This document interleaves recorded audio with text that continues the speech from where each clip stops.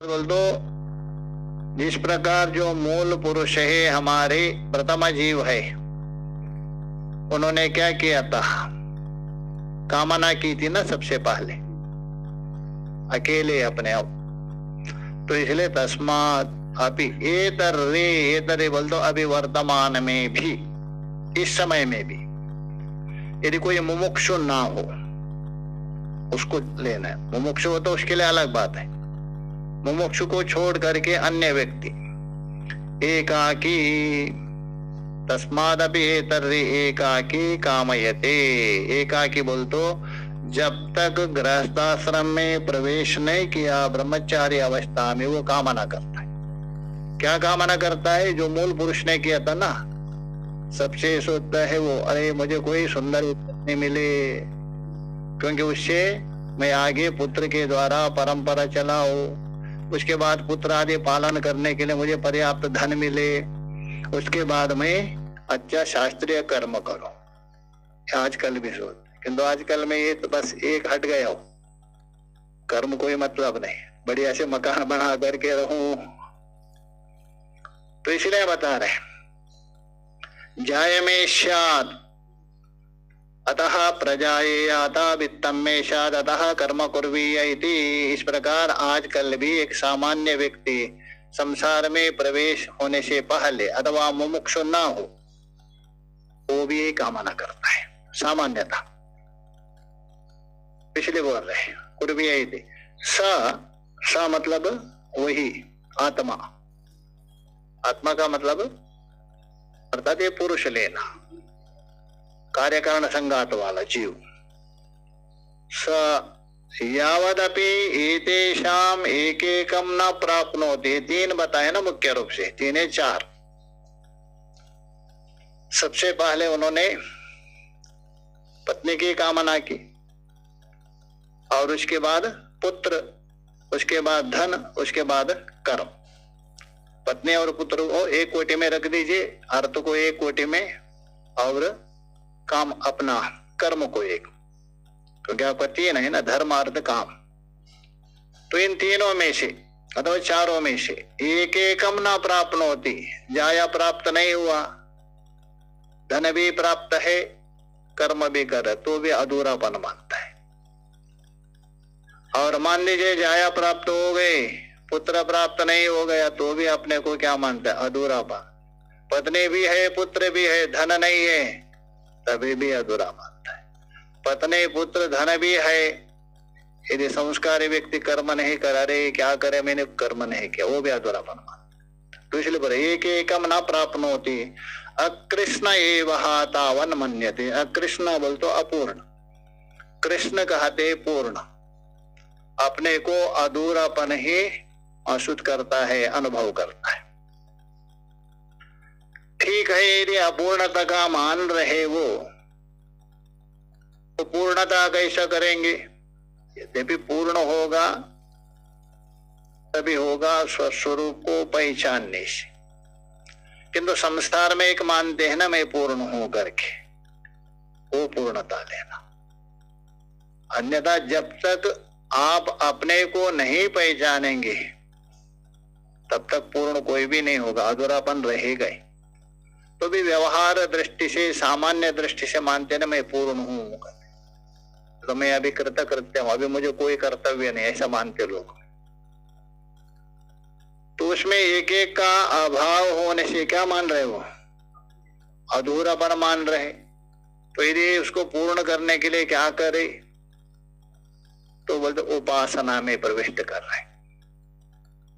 अभी तक कर्म तक ही पहुंचे थे ना वो, तो उपासना करो, उपासना में ले जा रहे हैं। इसलिए बोला तस्य उ, तस्य है बाद में वो है, कृष्णतः, अर्थात उसकी कृष्णता, पूर्णता कैसे होगी?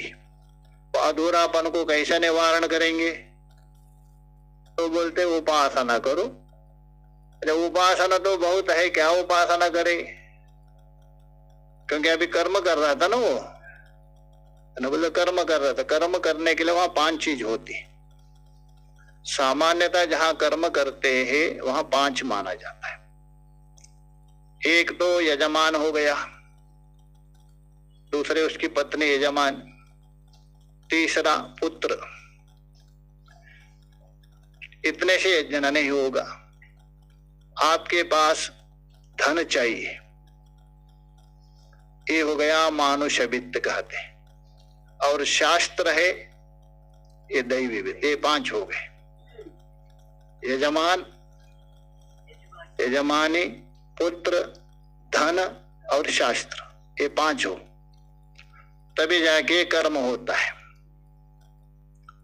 अभी यहां तो क्या है, उपासना करना है आपको। कर्म तो कर रहे और पुत्र भी है, किंतु अधूरापन मान रहे कुछ कम होने से। उपासना करना है, तो उपासना करने से तो यहां भी 5 में दृष्टि करना है। जैसा बाहर के यज्ञ में यजमान और यजमानी होते हैं, और यह उपासना करते समय आपका मन को यजमान मान लीजिए। ये जो मेरा मन है उसमें यजमान दृष्टि कर दीजिए, ये यजमान है। जैसा भी बताया ना, शालिग्राम मेरा विष्णु है, तो मन को क्या मान लिया, यजमान मान लिया। और इसलिए बोल रहे हैं मन एवा आत्मा, मन ही क्या है, आत्मा। आत्मा शब्द से बोलते वो पुरुष यजमान मान। वाग जाया, और वाणी हो गई जाया। यहां वाग का मतलब केवल वाणी नहीं है, वाणी से उपलक्षण है वेद,